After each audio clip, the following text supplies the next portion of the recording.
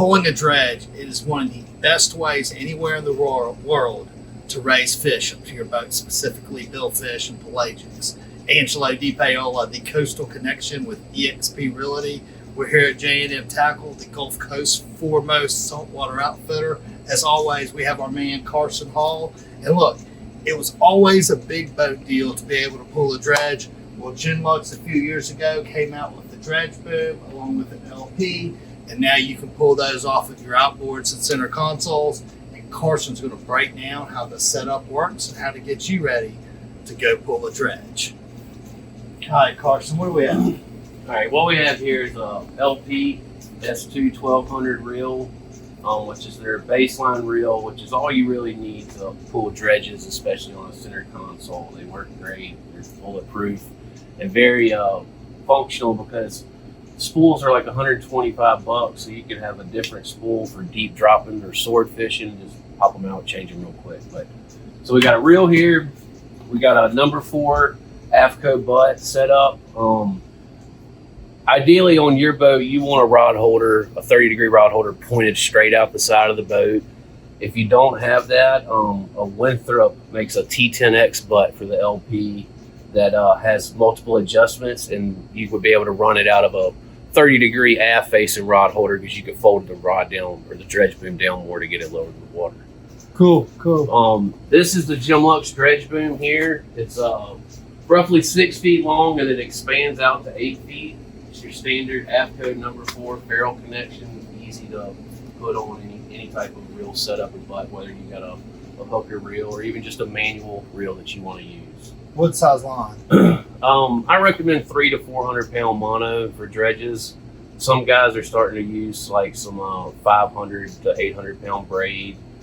It does cut through the water a little better. It doesn't catch through the grass too a little better than this one. What's the downside of it? There's no stretch, and if something happens, it's a lot more force to break away that's going to rip stuff loose on the boat. What I've noticed too with the braid is once it comes under a lot of tension, if it touches something that's got a sharp edge to it, I mean, yeah, it doesn't like that, but that's why you're using overkill size of like 600 to 800 pounds. Yeah. All right, so we have the LP, we have the spool, we have the Dredge Boom. How's this work? How's the setup work on getting the setup on your boat? Because it's so what you want to do is run your line out, and it's got connections here that pivot to allow it to compensate for how far back it is in the boat rocking. I run a Harkin swivel, like a 40 millimeter out here on the ends, and you'll run your line from the reel through this pulley or block, whatever you want to call it, down to another block with a dredge swivel, which Angelo's got hidden in his hand there.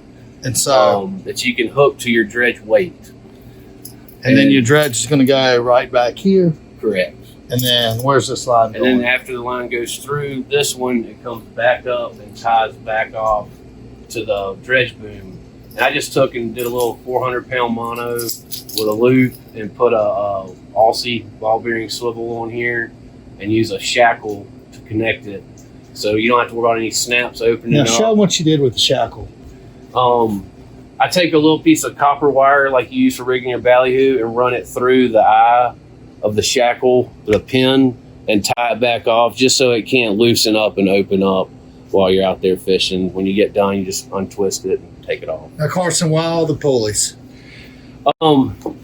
Lower resistance. It's a lot easier to roll than just going through a ring, but the main thing is coming back down to your dredge weight with a pulley and back to the rod because it cuts the resistance in half.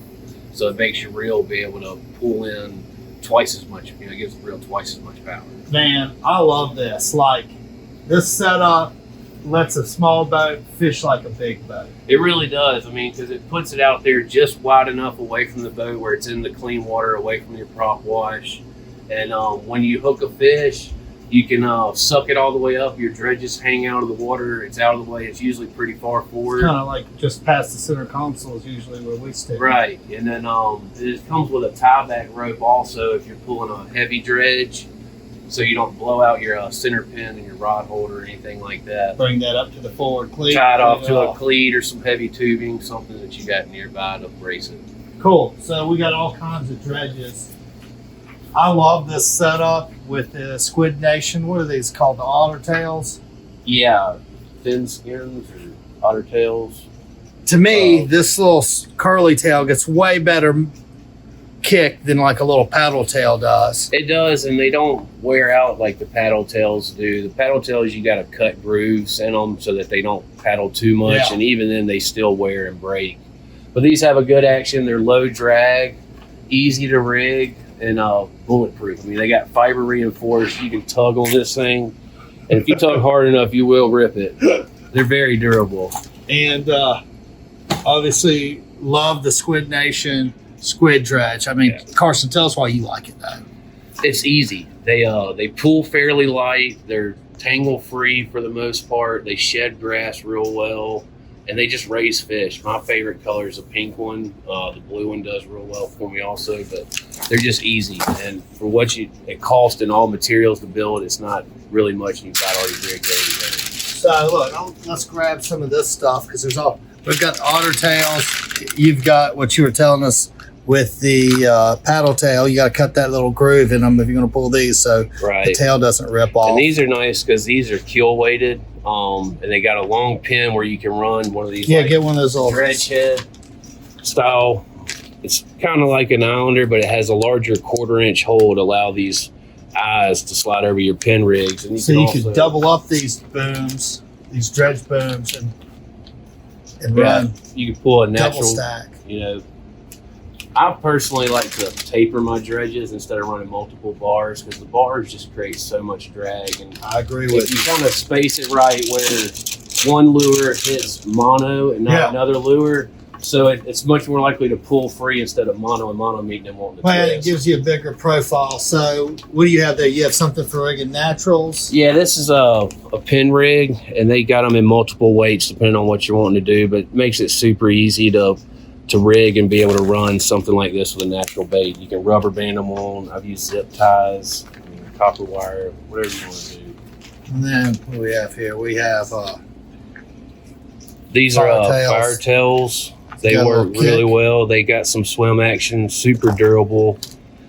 This is the Fathom Flapjack. It's a type of flap, and these are nice because you can get two colors out of it. It's not, just solid black, and they do a UV coating too, which is really nice. They really pop in the sun. so, and then like this is kind of like a filler. Yeah, and these are really neat and easy to rig too. These are the bacon strips from Firetails, and just a little glow bead or 1/4 ounce egg weight. You crimp it and you run your line right through right here. There's a little stitching they leave open to run like some 200 to 300 pound mono through there. And it's got a little gill flap right here. And when the water goes through it, they have a good little action. So that line, does it come all the way back to here? You can do it in line. Oh, that's cool. I didn't realize that's what how It this takes works. away from a little bit of the action when you do them in line, but the fact that you can, like you said, use it as filler, especially if you're going to do natural baits, you put just naturals on the back and run something like this in the front Yeah, of it. no, love it. All right, guys, you can come here. Carson, you were telling me y'all got these in stock this summer. Yeah, we just started selling them a few weeks ago, and within the first month, we've already sold like almost a half dozen of them.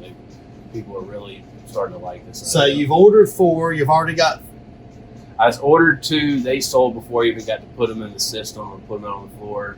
Ordered 2 more. They immediately sold. So then I ordered 4 more, and I sold one of those, and I got a couple more laying around. But So if you want one of these and you've bought you a nice big center console and you're ready to get your white marlin on this fall, come here, go see Carson at J&M. He'll get you set up, dredges, everything you need. We're talking small boats, but I've seen big boats running yeah, I've seen this sport in fishers lieu of. use that same setup also, and especially ones where it's hard to get to your riggers. You're not going to be doing it that often, so you're not having to take the pulleys up and down and connecting all your lines. You just do that when you get done. You just stow it underneath the bed. Awesome. Guys, as always, I hope we brought y'all tons of value. If you need fishing advice, if you need how to outfit your boat, anything, come see the guys at J&M, Carson, and everybody here. They not only work in the shop and rig stuff every day, but they fish. They know how to get you set up. If you need real estate advice, you're looking to market your property, wanted to see a value, hit me up. Angelo DePaola, The Coastal Connection. Catch you next week.